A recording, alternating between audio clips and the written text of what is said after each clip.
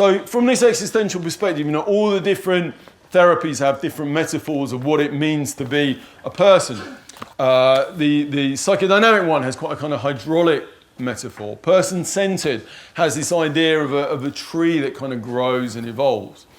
The existential metaphor is like we are always standing at a crossroads in our lives about what we're going to do with our lives, whether it's our relationships, or whether it's our work, or whether it's our values.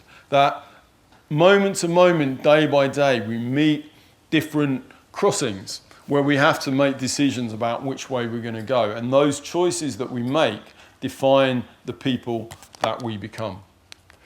But importantly, Sartre's not saying, hey, this is great, we got all this freedom, we can be whoever we want to be. What he's saying is that actually that freedom creates an enormous amount of anxiety. To know that we're standing there at this crossroads, to recognise that our life is a kind of from one crossroads to another, is actually something often that we don't want to face, that we don't want to acknowledge. Why is that? Well, one reason is that alternatives exclude. There's the phrase from Yalom, that if we choose one thing, we're always turning against something else. You made a choice to come here this morning means that there was something else that you chose not to do. You maybe chose to study one thing at university, or you chose to go into one career. The given of the limits of our lives means that we don't live forever, means that the choice is, if we choose one thing, we're choosing against something else. You chose to be a social worker, for instance, meant that you couldn't choose to be a therapist at the same time. Niall was talking earlier about kind of financial limitations, that choosing to do one course of study meant that he couldn't do another. And that can be really stressful, having to decide against something. That every time we make go at a crossroads, we're not just choosing one path to go down, but we're choosing another path not to go down. And given that there's one of the existential givens is uncertainty, we really don't know which is the right path to go down. Some of the models of therapy would say if we trust our intuitive sense, then things will be okay. But the existential model says, we can stand here and with all the best will in the world, with all our intuitive sense, we can think, no, I want to go down this path. I want to be in this relationship. This is the right way to go. But for all we know, there might be something horrific just around the corner. We don't know. And we have to make choices in the blind uncertainty of what's to come. So it is, from an existential standpoint, pretty terrifying. And actually, for the existentialist then, to experience fear and to experience anxiety is not necessarily a sign of pathology. It might be a sign that we're facing up to our freedom.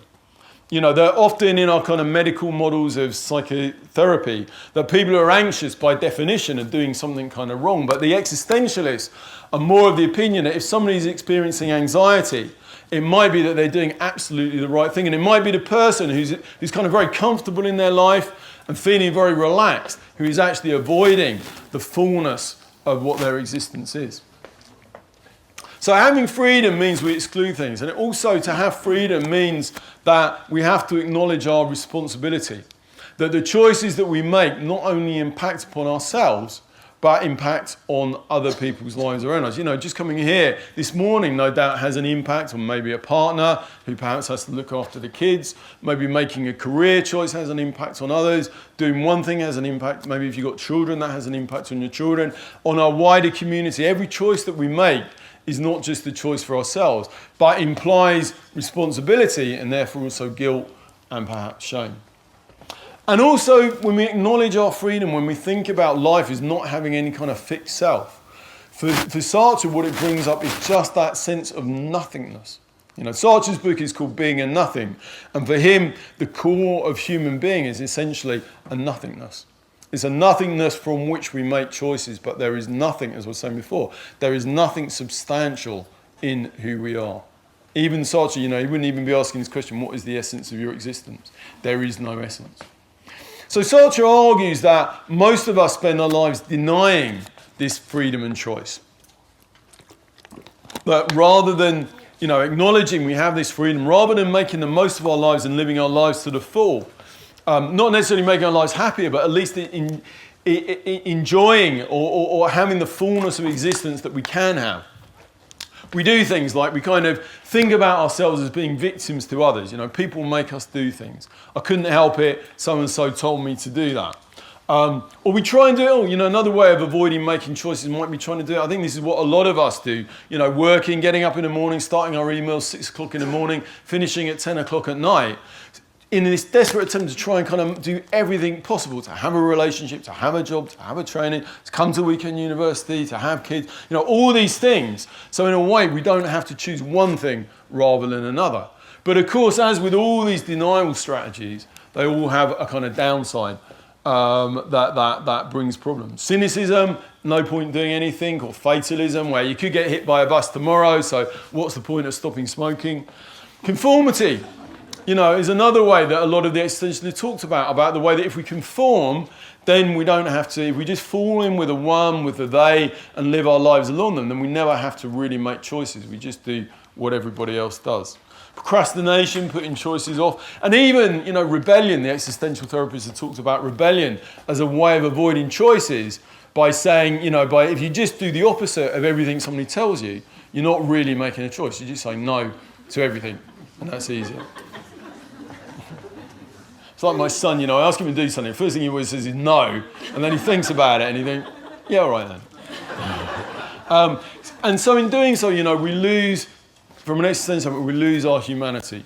You know, the existentialists don't, and Emmy would have talked about it, you know, they don't talk about having more happiness. From an existential standpoint, we can't really have more happiness. But what we can have is a kind of fullness of living.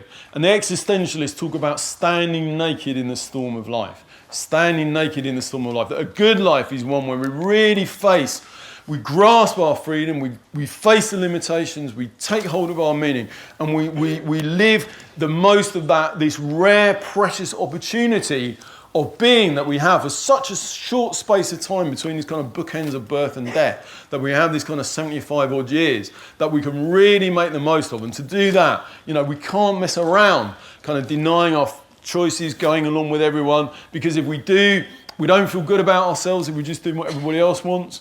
Our defences, you know, we might think, well, everything's somebody else's fault, but then of course we don't get what we want, and then we have to blame others more, and we get into these kind of nasty relationships, we lose out, and essentially we don't live the life that we want.